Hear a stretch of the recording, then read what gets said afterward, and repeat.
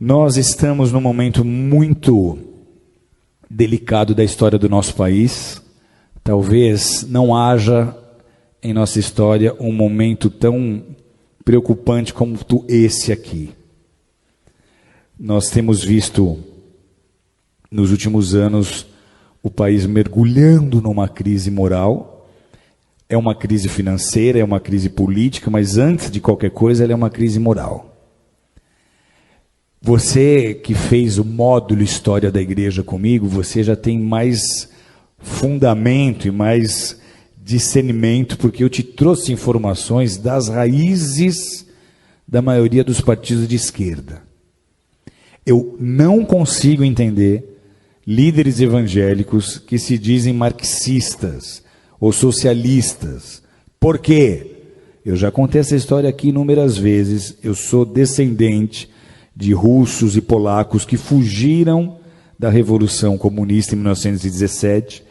O meu avô chegou aqui no Brasil 2 anos antes. Meu bisavô, já crente, correu de lá. Por quê? Porque essa revolução, ela implantou o comunismo em muitas nações, como Polônia, como Ucrânia, como Romênia, entre muitas outras, e simplesmente eliminou, extirpou, extinguiu as religiões onde quer que essas nações estejam sendo dominadas. Eles prenderam pastores e eles mandaram pastores para Sibéria para morrer de frio, para serem torturados e morrerem congelados. O bloco da União Soviética, ele mergulhou numa densa treva espiritual, numa densa escuridão espiritual por 70 anos. Você chega na Rússia hoje e tenta pregar o evangelho, as pessoas não têm ideia nem de que seja Jesus. E essa filosofia é a filosofia que move todos os partidos de esquerda. Os ideais desses partidos são os mesmos ideais de Karl Marx, são os mesmos ideais de Engels. Na loucura das suas ideias revolucionárias, eles começaram a pregar e a ensinar que a desigualdade social que eles deveriam combater começa na família.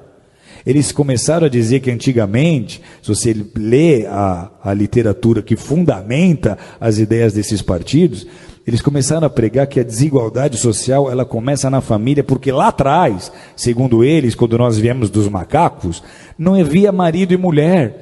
Todo homem era de toda mulher era de todo homem, e os filhos não eram de ninguém, os filhos eram de todos, como os animais. E todos dividiam e compartilham tudo aquilo que eles tinham. E aí alguns mais espertos resolveram plantar em maior quantidade, ter um gado em maior quantidade para ter uma maior provisão, e para isso eles precisavam de gente trabalhando, e aí eles começaram a tomar mulheres para eles, gerar filhos para colocar como escravo no trabalho. Então eles dizem, a família é a culpada da desigualdade social, e essa é, queira você acreditar nisso ou não, a raiz que movimenta tantas ideias e tantos projetos de lei que tentam sendo aprovados, tentam se aprovar no Brasil, com a intenção de destruir a família tradicional, de destruir a família modelo judaico-cristã. Esses são os partidos, amados, que estão imputando na educação as cartilhas de gênero sexual, como nós temos vendo, de ideologia de gênero. Esses são os partidos que estão apoiando os direitos humanos, como vocês têm visto, que apoia muito o direito do bandido, do assassino, mas não quer saber da vítima. E eles transformaram, nesses anos que estiveram o governo, o Brasil no país que nós somos hoje. Não só mergulhado em crise moral, mas financeira. E por que é importante nós nos posicionarmos agora? Porque de tudo que você já viu, que já veio à tona do que eles fizeram nesses 13 anos, que só comprovou um desgoverno. Porque o compromisso desse bloco não é com a nação brasileira. Eles nem usam a bandeira do Brasil, eles usam bandeiras vermelhas. Por quê? Porque lá em 81, o nosso ex-presidente Lula se juntou com Fidel Castro, eles formaram o Foro de São Paulo. O Foro de São Paulo tinha o ideal, lá em 81, de transformar todas as nações da América Latina em nações socialistas, em nações comunistas, e eles conseguiram então unir essas nações e edificar uma espécie de União Soviética na América Latina. parecia uma ideia utópica, só que olha a que ponto eles chegaram. Então, para esses grupos e para essas lideranças, o objetivo é transformar o Brasil em parte de um Estado maior, essa América Latina comunista. Eles querem que em todas as nações da nossa América do Sul, da nossa América Central, ocorra o que está acontecendo hoje na Venezuela. E esse seria o caminho se nós não tivéssemos vivido as interrupções que nós vivemos. Por que é um desgoverno? Porque os nossos presidentes passados não governaram com o interesse de beneficiar o Brasil, mas eles usaram dos nossos próprios recursos para construir porto em Cuba, para ajudar países na Bolívia, para ajudar países que têm a mesma mentalidade que eles. Então, se nós permitirmos que um partido qualquer de esquerda, com essa mente e com esse coração, suba ao poder mais uma vez, o Brasil não vai resistir. Vocês estão entendendo o que eu estou dizendo? O Brasil não vai aguentar. Financeiramente vira caos. Vira caos, porque a economia para estar ativa, ela depende de investimento externo. Os investidores não vão botar dinheiro num país em que eles não têm confiança, ok? Então, se sobe um líder de um partido desses e ele tenta botar um bom ministro da Fazenda para tentar convencer os investidores de que tudo vai dar certo, isso não vai funcionar. Vocês estão entendendo ou não? Então, vira caos. A grande preocupação qual é? Se esse governo agora, essas eleições agora, sobe um partido como esse, a crise que nós estamos vivendo, ela é tão séria que a gente teme de verdade até uma revolução. Porque vai ser muito fácil as pessoas do centro, oeste, sul e sudeste não aceitarem esse governo.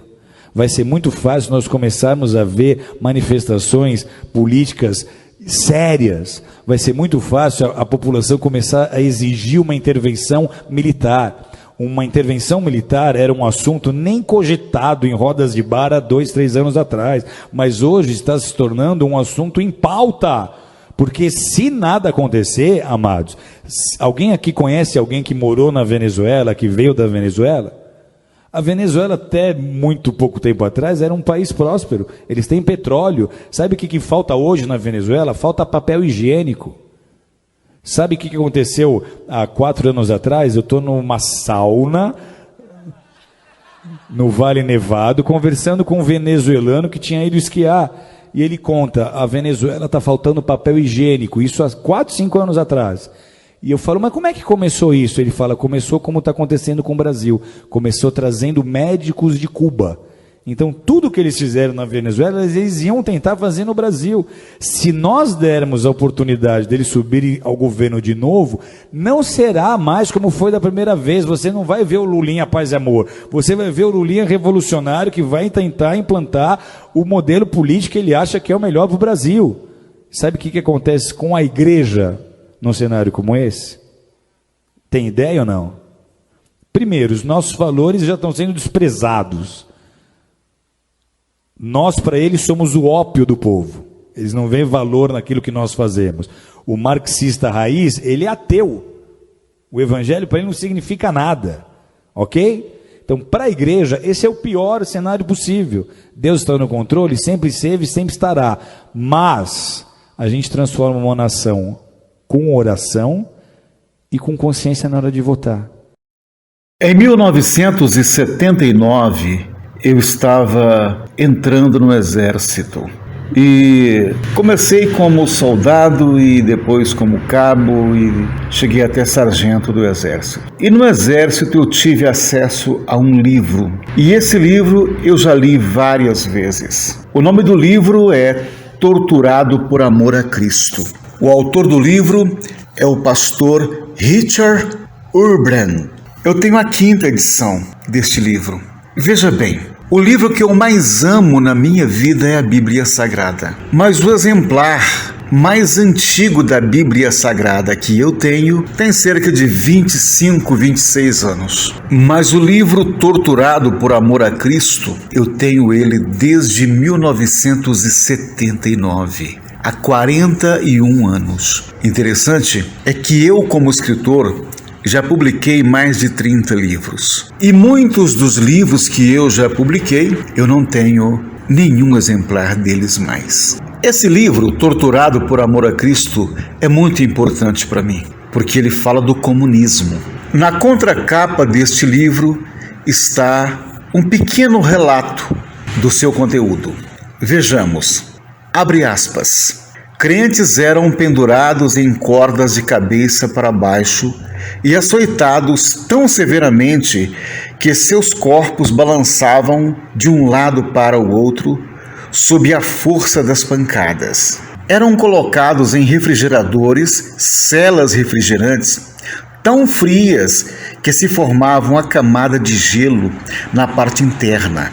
Eu próprio fui jogado em uma dessas celas com bem pouca roupa. Médicos da prisão observavam-nos através de uma abertura, até verem sintomas de morte por congelamento. Nesse ponto davam um sinal e os guardas nos tiravam e então éramos aquecidos. Quando já estávamos adquirindo calor, éramos imediatamente colocados de novo nas celas congeladoras e isto repetidamente. Descongelar, depois congelar, até 1 ou 2 minutos antes da morte. E então descongelar novamente. Isso continuava indefinidamente. Até hoje, algumas vezes não suporto abrir um refrigerador. Fecha aspas. Disse o autor do livro, pastor Richard Urban. Nós estamos na iminência da volta do anarquismo, do comunismo, do esquerdismo no Brasil. Se nós não tomarmos todo o cuidado do mundo para que os comunistas não assumam o poder. 2022 está vindo aí. E nós não podemos jamais votar em ninguém da esquerda, nem que seja nosso irmão, nem que seja nosso pai. Não vote. Comunismo, nunca mais.